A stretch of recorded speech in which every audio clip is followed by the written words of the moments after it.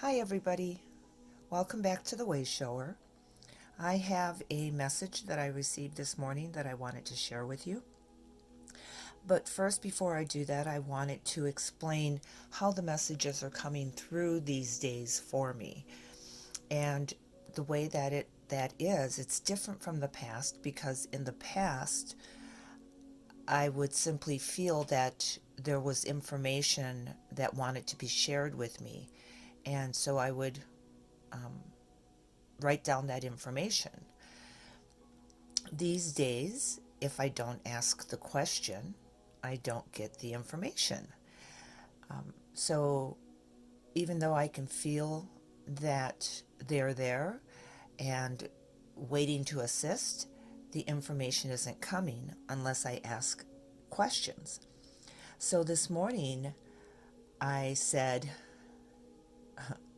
so I get it.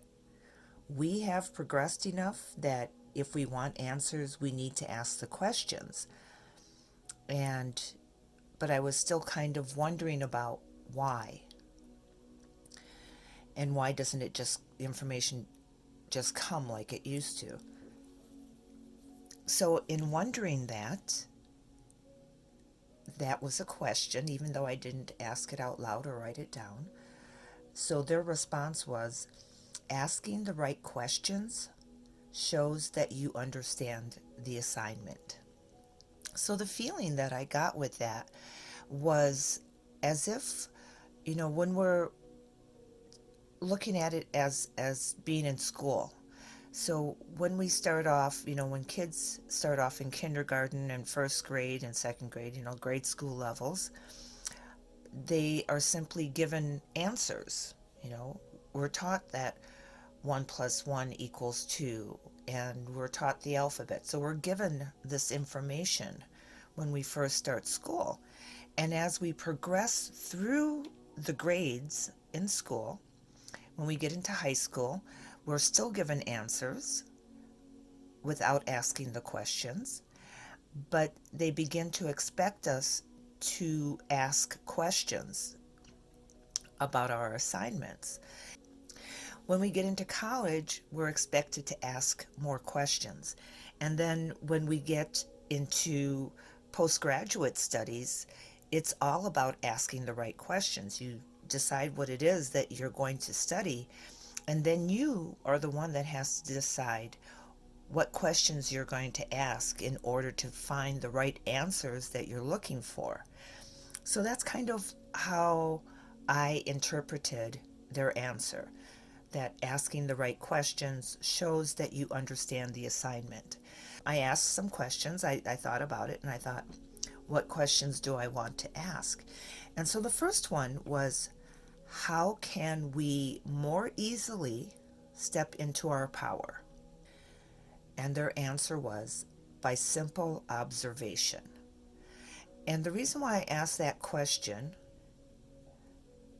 is because I know that that's part of what is happening right now, that we're all being asked to step forward into our power as we enter our new realities.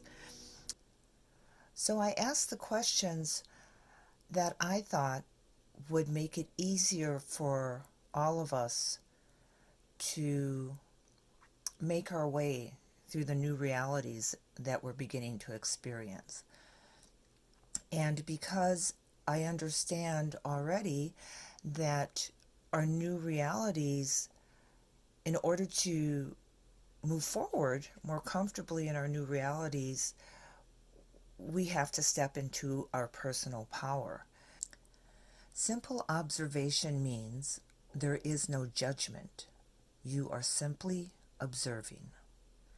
As you observe what is happening, both within you and around you, you will begin to recognize the patterns of manipulation and the resulting reactions, both within yourself and within the masses. This recognition of patterns will assist you in letting go of that which no longer serves you in your highest good. When you feel anxiety, fear, or frustration, Simply observe it and see where it is coming from. What may have triggered it? Then, observe all of the moments in which you experienced it previously and recognize its reason for being in your field of experience. When you have recognized these things, let them go by giving them up. State or affirm that you no longer need nor desire to have these experiences in your life. Do so in gratitude for what they have taught you, for the experiences that they have brought to you, so that you might step into your power, into the truth of who you are. The truth is that in order for you to be the master and creator of your reality and this life, you must first step into your power. I then asked, what does it mean to step into our power? The answer, it means to take full responsibility for your life. You are not a victim, nor simply a survivor. You are a creator. There is nothing that happens within your life that you have not created for yourself. In the beginning of this step, you may attribute this to your higher self and or to the creator of all that is. In the end, you will come to realize that even this is an act of not accepting full responsibility. My next question, what is the most difficult thing for most people as we move into the higher vibrations of our new realities? The answer to this question is twofold, in that it can only be answered by consideration of two things: the ego, or earth-based identity, and the personal mind, that which assists in perpetuating the illusion of this life. While considering the ego and the mind, one must also, at the same time, consider judgment and acceptance. Judgment and acceptance are two sides of the same coin. They are the yin and yang of an experience. Letting go of the past so that you may create a new reality can be difficult while the ego still identifies with that which the mind has helped to create and still holds on to. One must see and continuously acknowledge that the experiences from the past were only meant to bring you to this moment. Seeing this is what brings one to acceptance of past experiences and eventually to feel gratitude, rather than judging the past, whether good or bad. The ego does not want to die, and the mind does not want to stop creating. The trouble comes because of this. They will fight for their survival, just as any creature would fight to stay alive. The solution is in harmony, that all may exist and even thrive together as one. This is accomplished by redefining their reason for being.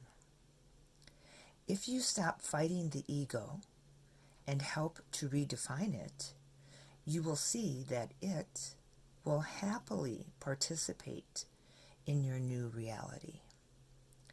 it too seeks happiness and joy through enlightenment.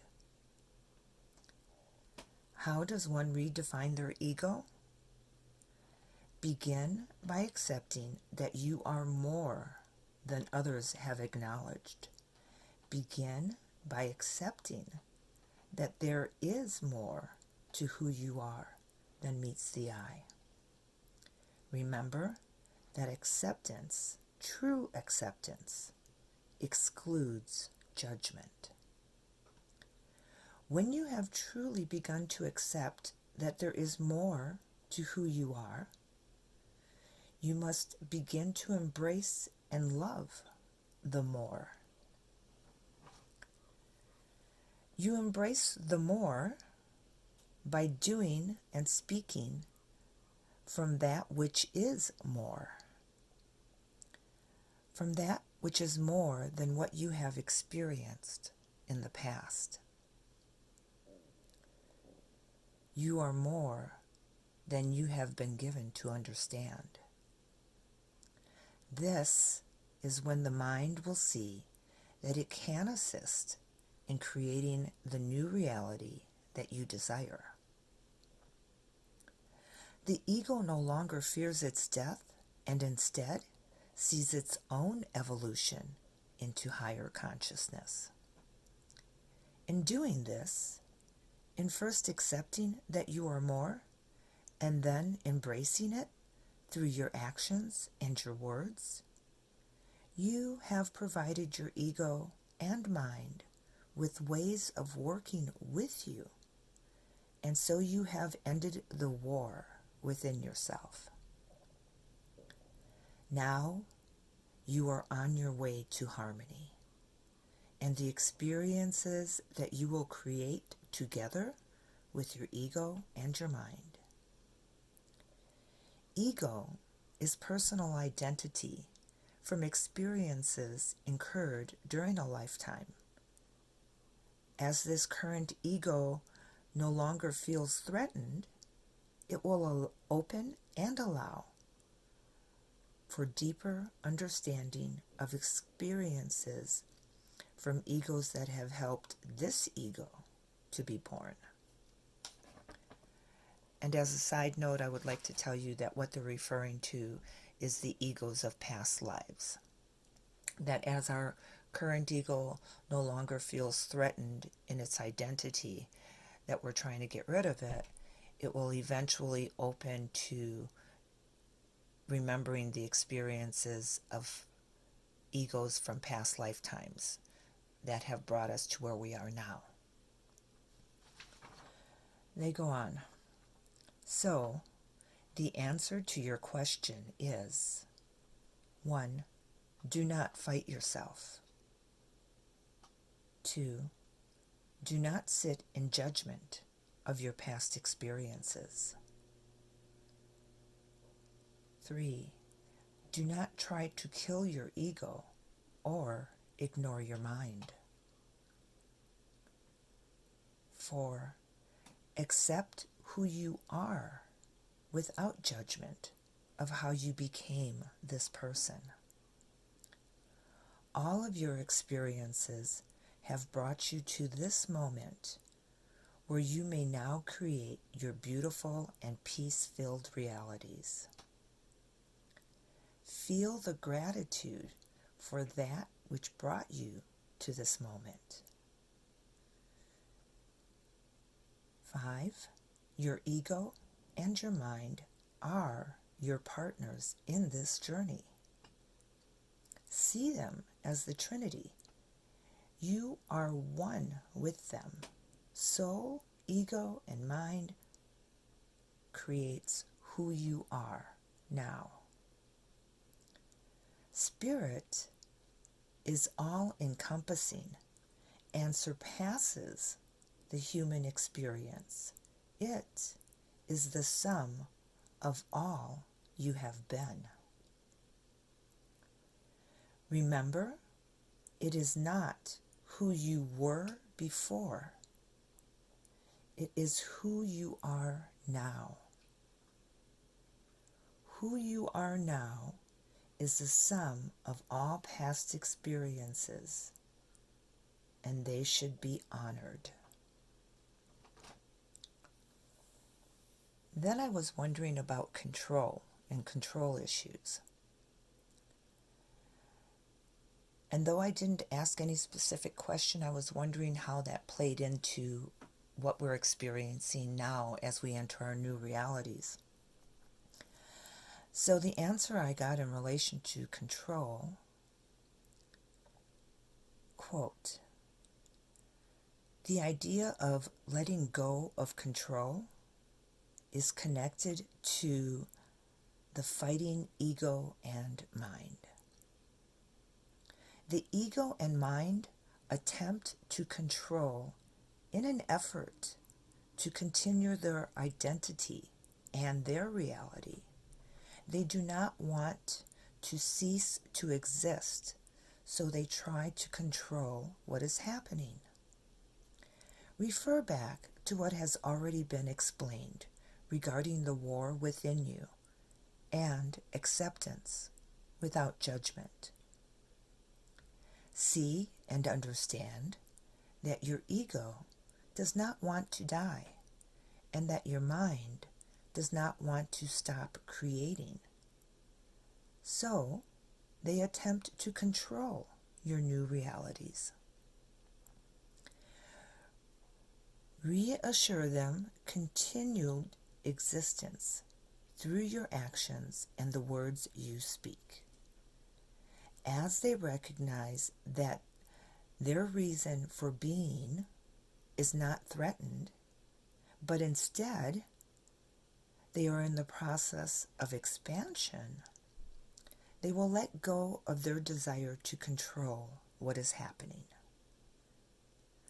We hope this will assist those who are moving forward into their new realities as evolved human beings. Selah.